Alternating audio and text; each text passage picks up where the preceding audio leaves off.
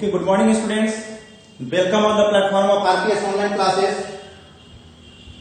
देखिए previous class में हम लोग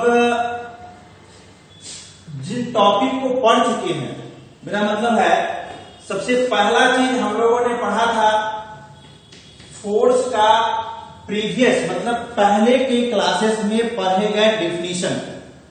उसके बाद हम लोगों ने पढ़ा मास क्या है, फिर हम लोगों ने देखा इनर्शिया क्या है, उसके बाद हम लोगों ने देखा Newton's first law of motion. इतनी सारी चीजों को देखने के बाद इस फोर्स की वो सारे उस डिफिनेशंस को पढ़ा जो न्यूटन्स ने दिया, और फोर्स का वो प्रीवियस क्लास का जो डेफिनेशन था उसे भी हम लोगों ने पढ़ा। अब यहां पर हमारे लिए जो इंपॉर्टेंट है वह कि न्यूटन्स का जो लॉ है, लॉ ऑफ मोशन जिसे बोलते हैं, न्यूटन्स लॉ ऑफ मोशन, वो है कितने। लॉ ऑफ मोशन को न्यूटन्स ने दिया 3 aspects, 3 laws, the 3 laws of motion. तो फर्स्ट लॉ जो है, फर्स्ट लॉ न्यूटन्स का फर्स्ट लॉ वह क्या कह रहा था, न्यूटन्स का फर्स्ट लॉ यह कह रहा था कि if a body is in rest और is in uniform motion then it will always try to continue unless या अनटिल कहिए any external unbalanced force is compelled. जब तक कोई भी एक्सटर्नल अनबैलेंस्ड फोर्स अप्लाई नहीं होता है तब तक वह ऑब्जेक्ट जो रेस्ट के स्टेट में है तो रेस्ट के स्टेट में ही रहेगा। अगर वह यूनिफॉर्म मोशन में है, और यूनिफॉर्म मोशन का मतलब तुम्हें पता है, अगर वह यूनिफॉर्म मोशन में है तो वो उसी मोशन को मतलब equal amount of distance will cover in equal interval of time, will always continue. इसे हम लोगों ने कहा कि यह न्यूटन्स का फर्स्ट लॉ का स्टेटमेंट है जो हम लोग प्रीवियस क्लास में पढ़ चुके हैं। अब यहां सेकेंड लॉ का बात आता है, सेकेंड लॉ। लेकिन सेकेंड लॉ से पहले इस फर्स्ट लॉ को हम लोग लॉ ऑफ इनर्शिया भी बोलते हैं। क्या कहते हैं? Law of inertia. Why this first law of motion is also known as law of inertia. The main differences is that कि अगर कोई लॉ अलग अलग इंपोर्टेंस को बताता है, दर्शाता है, तो उसे हम लोग अलग नाम देते हैं। लेकिन यहाँ यह इनर्शिया जो है किसी भी ऑब्जेक्ट का, ये क्या है?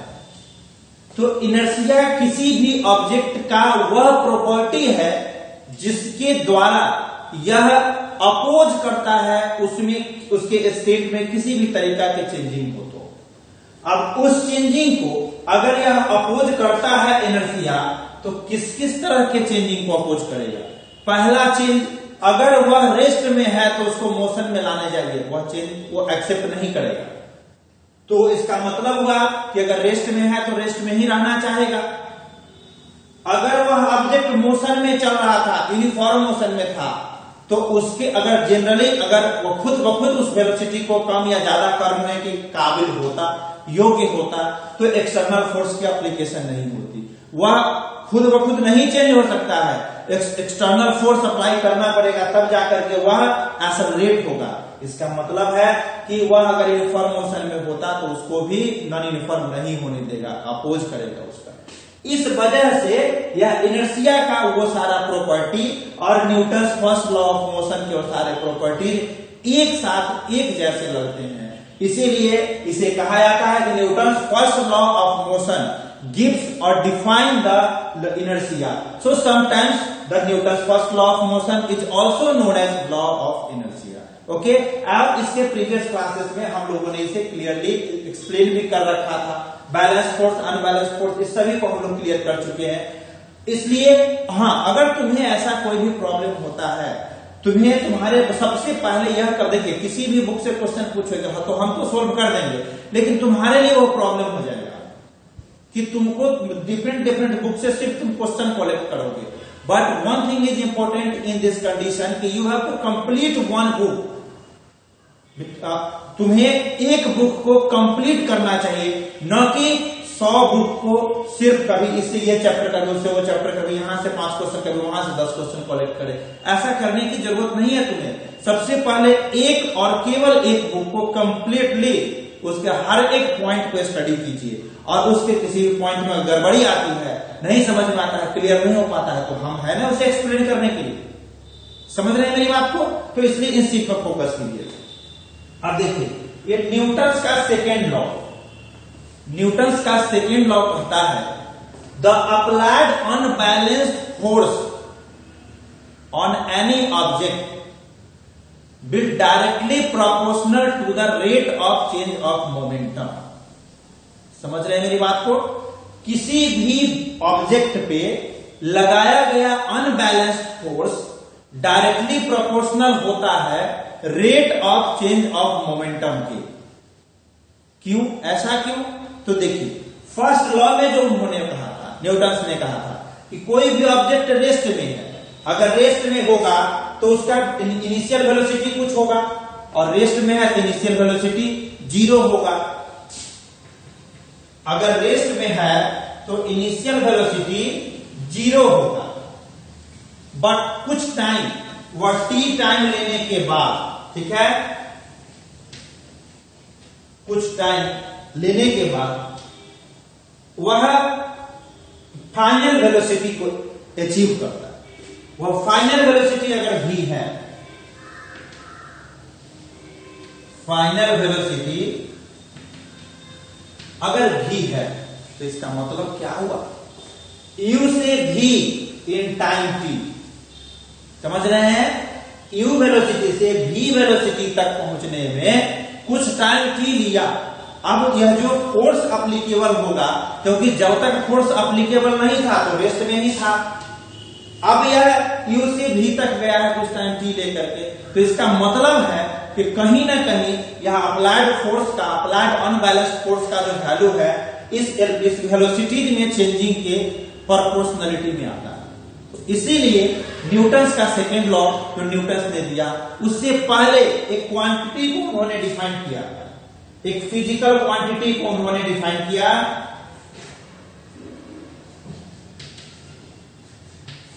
एक फिजिकल क्वांटिटी को उन्होंने डिफाइन किया, और वह फिजिकल क्वांटिटी जो था उसे मोमेंटम का नाम दिया गया। वह फिजिकल क्वांटिटी जो था उसको मोमेंटम का नाम दिया गया। क्या कहते हैं? मोमेंटम। मोमेंटम का मतलब हुआ कि उस पार्टिकुलर इंस्टेंट ऑफ टाइम पर इस फोर्स के द्वारा, इस फोर्स के अप्लाई करने से, इस अनबैलेंस फोर्स के एप्लीकेशन से उसकी जो रेस्ट की वेलोसिटी u थी वह वेलोसिटी v हुआ इस टाइम t में। तो इसे हम लोग एक नया नाम दिया गया और उसे डिनोट किया गया मोमेंटम, और डिनोट किया गया p से। और यह मोमेंटम को उन्होंने डिफाइन किया गया, momentum of any moving object is defined as the product of mass of the given body and the velocity. Mass of the given body and velocity. क्या कहा इन्होंने न्यूटन्स के सेकेंड लॉ में कि the applied unbalanced force, the applied unbalanced force is directly proportional to the applied unbalanced force will directly proportional to the rate of change of momentum। ये हुआ हमारा momentum, ठीक है। और इसे हम लोगों ने डिफाइन किया था कि किसी भी मूविंग ऑब्जेक्ट का, अच्छा दूसरा इसका फिजिकल सिग्निफिकेंस देखिए कि इस मोमेंटम का फिजिकल सिग्निफिकेंस क्या है। किसी भी ऑब्जेक्ट को रेस्ट से मोशन में लाने के लिए हमें फोर्स की जरूरत है, तो क्या फोर्स की जरूरत हर वक्त एक ही होगा क्या? आप जैसे देखो कि जिस वक्त आप रुके हुए एकदम सिंपली वॉक कर रहे होते हो, उस समय तुम्हें कहीं खुद को रोकना पड़ता है, तो कोई एक्स्ट्रा फोर्स जो तुम्हें किसी तरीका का डेविएशन दे वह नहीं लगाना होता है। लेकिन अगर दौड़ रहे होते हैं तो रुकने के टाइम पे थोड़ा सा ऐसे आगे की तरफ फोर्स लगाना पड़ता है, जो एक्स्ट्रा फोर्स आता है।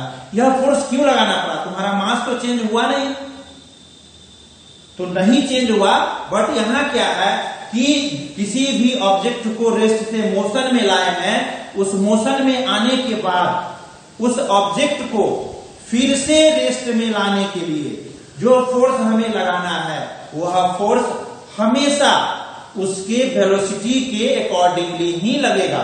वेलोसिटी ज्यादा होगी मतलब उसका मोमेंटम ज्यादा हो जाएगा, और मोमेंटम ज्यादा होगा then we need the heavy larger amount of force to stop that motion.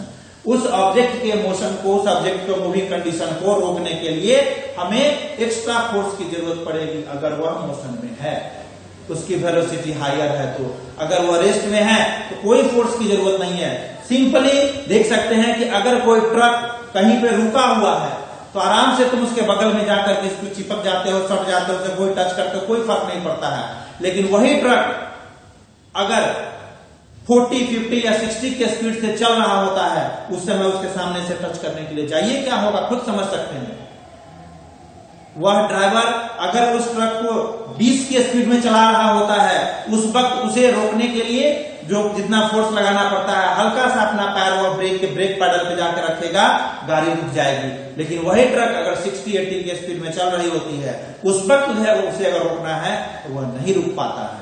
वह ब्रेक यहां लगाएगा और कितनी दूर जाकर के रुकेगा, इस बीच में एक्सीडेंट होने की संभावना बढ़ जाती है।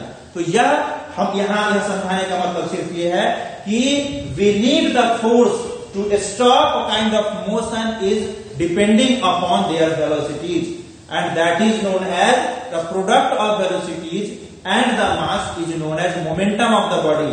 and यहां पर जब मोमेंटम है तो इसका यूनिट बता सकते हैं, क्या होगा मोमेंटम का unit? The unit of the momentum, the unit of momentum क्या होगा? मास का यूनिट क्या होता है? मास का यूनिट होता है केजी, और वेलोसिटी का यूनिट क्या होता है? वेलोसिटी का यूनिट होता है मीटर पर सेकेंड। तो केजी मीटर पर सेकेंड, ये हो जाएगा तुम्हारा मोमेंटम का यूनिट। और दूसरी बात, यह मोमेंटम किस तरह का क्वांटिटी है? स्केलर है या वेक्टर है? यह मोमेंटम किस तरह का क्वांटिटी है? स्केलर है या वेक्टर है? देखिए, इस क्वांटिटी का, इस मोमेंटम का कुछ डायरेक्शन होगा या नहीं होगा? बिल्कुल होगा। यह इस मोमेंटम का जो मैग्नीट्यूड है वह तो तुम्हें पता चल रहा है कि इसका हम जैसे 50 किलोग्राम पर मीटर पर सेकेंड, इसका हम लोग क्या बोलते हैं, मैग्नीट्यूड बता सकते हैं। लेकिन इसका डायरेक्शन भी होता है। डायरेक्शन किधर होगा? इस वेलोसिटी का डायरेक्शन जिधर होगा उधर ही इसके मोमेंटम का डायरेक्शन होगा। ऐसा कभी नहीं हो सकता है कि गाड़ी इस डायरेक्शन में मूव कर रही है और उसका वेलोसिटी इस डायरेक्शन में हो, ऐसा नहीं हो सकता है। इसकी डायरेक्शन उधर ही होगा जिधर वेलोसिटी का डायरेक्शन होगा। Okay, so momentum is a vector quantity, it is a vector quantity. ठीक है, मोमेंटम क्या होगा? वेक्टर क्वांटिटी होगा। Momentum is a vector quantity and the direction of this momentum will be the direction of its velocity। ओके, तो momentum को, इस quantity को हम लोग समझ गए। Momentum is defined as the product of mass and its velocity. Its unit is kilogram metre per second and this momentum is denoted by P and the momentum is a vector quantity। The direction of momentum is the direction of its velocity by which it is moving in the particular direction। Okay, तो momentum clear समझ गए? कोई दिक्कत इसमें? कोई दिक्कत नहीं होगा। But if I found any kind of confusion then you are able to write your confusion in the क्या बोलते हैं उसे, in the query session। अगर तुम्हें किसी भी तरीका का कंफ्यूजन क्रिएट होता है, नहीं समझ पाते हैं या क्लियर नहीं हुआ, तो वह तुम क्वेरी सेशन में जब शाम के वक्त पहले मैसेज आता है, फिर वह ग्रुप ओपन होता है, उस ग्रुप में लिख कर भेज सकते हो। और हाँ, तुम लोग अभी बीते कुछ दिनों से देख रहे हैं, तुम लोग का क्वेश्चन जो है कभी 11th या कभी किसी और क्लासेस का भी हो जाता है। कभी देखते हैं कि वह क्वेश्चन किसी और बुक या कहीं का भी, बहुत अच्छी बात है कि तुम लोग क्वेश्चंस को सर्च कर रहे हो, कहीं से क्वेश्चंस को लेकर के पूछ रहे हो, बट उसे समझने की भी कोशिश करना, क्योंकि फिजिक्स एक ऐसा टॉपिक है जिसे अगर तुम्हें डॉक्टर बनना है तभी इसकी जरूरत है, इंजीनियर बनना है तभी इसकी जरूरत है, या physics is the very very important subject for each and every competition. So you have to study. अगर तुम जैसे इंजीनियर बनना चाहते हो तो बायो पढ़ो ना पढ़ो कोई फर्क नहीं पड़ता, लेकिन तुम्हें अगर डॉक्टर बनना है तो फिजिक्स पढ़ना ही पड़ेगा, केमिस्ट्री पढ़ना ही पड़ेगा. तुम्हें इंजीनियर बनना है तो भी फिजिक्स पढ़ना ही पड़ेगा, केमिस्ट्री पढ़ना ही पड़ेगा. समझ रहे हैं? तो अब आइए न्यूटन का second law of motion. Second law को क्या कहा है? अकॉर्डिंग टू न्यूटन या Newton second law of motion states that the applied unbalanced force on a moving object is directly proportional to the rate of change of momentum. समझ रहे हैं? तो इसको मैथमेटिकली, अब जो चूंकि पूरा स्टेटमेंट हमें लिखने की जरूरत नहीं है, हम मैथमेटिकली इसे कैसे फाइंड आउट करते हैं. तो देखिए मैथमेटिकली इसे लिखते हैं, F जो अप्लाइड अनबैलेंस्ड फोर्स है उसे F से डिनोट किए, तो F इज इक्वल्स टू से पहले हम लोग यहां उस स्टेटमेंट को लिखें. किस स्टेटमेंट को? जो अभी हम बोले हैं, the applied unbalanced force on any moving object और stationary object is directly proportional to, तो यहां पर प्रोपोर्शनलिटी साइन लगाइए, is directly proportional to the rate of change of momentum. तो rate of change of momentum, let यहां पर लिख सकते हैं, let the initial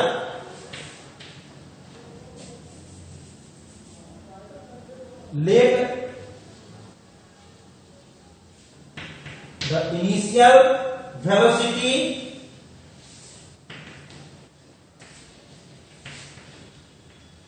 of the object क्या है? मान लिया हमने उसे u मान लिया हमने, वो है इनिशियल वेलोसिटी जो है u है, एंड द फाइनल वेलोसिटी यहां पर लिखिए फाइनल, ये सारे एक वही चीज है. Final velocity of the object is v in time t and the duration of motion is t. समझ रहे हैं इस चीज को? हमने मान लिया कि जिस ऑब्जेक्ट पर हम फोर्स लगा रहे हैं तो उसका इनिशियल वेलोसिटी जो है वो u है, फाइनल वेलोसिटी उसका v है, जो कि हम लोग मोशन में पढ़ चुके हैं, और यह जो उसका u से v आने में जो टाइम लगता है वह t है. तो according to the Newton second law of motion we are able to write F is directly proportional to m. पहले क्या है? हम लोग चेंज लिखे ना, rate of change of momentum, rate of change of momentum. तो चेंज के लिए final velocity minus initial velocity, तो यहां पे चेंज के लिए final momentum minus initial momentum, तो यहां पर लिखिए mv माइनस mu, और रेट है तो रेट है वैसा मतलब टाइम से डिवाइड कर देंगे, t से डिवाइड कर देंगे. अब इसके बाद आइए, इसके बाद मैथमेटिकली अप्रोच से किस तरीका से हम लोग आगे बढ़ते हैं वह देखिए. इसको यहां पर यह जो प्रोपोर्शनलिटी साइन है, ऑलरेडी तुम लोग को अंडरस्टैंडिंग में होगा कि जब कोई प्रोपोर्शनलिटी साइन को हटाते हैं तो कोई वहां पर कांस्टेंट आता है. ठीक है, इस प्रोपोर्शनलिटी साइन को हटाएंगे तो यहां पर एक कांस्टेंट आएगा, और उस कांस्टेंट को हम लोग k से डिनोट करते हैं. ठीक है, k से डिनोट किए, और यहां देखिए m दोनों में है तो एक ही ऑब्जेक्ट का मास ड्यूरिंग द मोशन चेंज तो नहीं करता है, तो मास को हम लोग यहां पर कॉमन ले लिए और यहां v minus u by t कर दिए. अब तुम मैथमेटिकल इक्वेशन ऑफ मोशन से समझ सकते हो v minus u by t क्या होता है, rate of change of velocity. ऐसे हम लोग इक्वेशन ऑफ मोशन में देख चुके हैं. इक्वेशन ऑफ मोशन में हम लोग यह चीज देखे हैं, इक्वेशन ऑफ मोशन में rate of change of velocity, rate of change of velocity is known as acceleration. The rate of change of velocity is known as acceleration. तो यहां पर क्या कीजिए कि यह जो v माइनस u है वेलोसिटी की चेंजिंग है, तो k m ऐसा ही रहने दीजिए और v minus u by t को जो है यह जो है इसको यहां पर लिख सकते हैं v minus u by t is equals to acceleration. यह इक्वेशन ऑफ मोशन में आता है, तो इसको यहां पर a लिख सकते हैं. तो अब F इज इक्वल्स टू यहां k जो है अगर 1 न्यूटन का फोर्स हो, 1 न्यूटन का फोर्स 1 न्यूटन का हो, मास 1 kg हो और ए एक्सेलरेशन 1 मीटर पर सेकंड प्रोड्यूस करे, तो k का वैल्यू 1 हो जाएगा. और इस केस में हम लोग यहां पर लिख सकते हैं F इक्वल्स टू ma. ठीक है, F इक्वल्स टू ma. तो फोर्स का यहां पर जो हमारा जो ये यूनिट फोर्स क्या हो गया, फोर्स डिफाइन हो गया. तो न्यूटन के सेकंड लॉ से हमें फोर्स का डेफिनेशन मिलता है. कभी पूछ सकता है कि what type of quantity is defined by the Newton's first law of motion, you will say inertia. For the definition of the first law of the Newton's first law of motion gives the definition of inertia, where as the Newton's second law of motion gives the measurement of force. तो देख रहे हैं यहां पर measurement of force है, F equals to ma है. यहां पर इस फोर्स का यूनिट निकाल सकते हो आप. मास का क्या होता है kg, एक्सेलरेशन का मीटर पर सेकेंड स्क्वायर, और इसी यूनिट को हम लोग न्यूटन से डिनोट करते हैं बिकॉज इसका डिफिनेशन ही न्यूटन ने दिया था. ओके, तो अभी तक हम लोगों ने जितने टॉपिक पढ़ा न्यूटन, जैसे हम लोग फोर्स का बेसिक मतलब प्रियम्बल्स देखे थे, फिर हम लोग मास और इनर्शिया को देखे, फिर Newton first law of motion को देखे. आज हम लोगों ने Newton second law of motion और मोमेंटम को देखा. अब इस दोनों जुड़े हुए क्या कहते हैं कंटेंट से जो भी क्वेश्चन तुम्हारे माइंड में आएगा वह यह नेक्स्ट डे, मतलब कल यह वीडियो डाला जाएगा, उसके कमेंट सेक्शन में क्वेश्चंस लिखेंगे, फिर उसके बाद इसका हम लोग सॉल्यूशन करेंगे. तब तक के लिए बस इतना ही. Okay, thank you.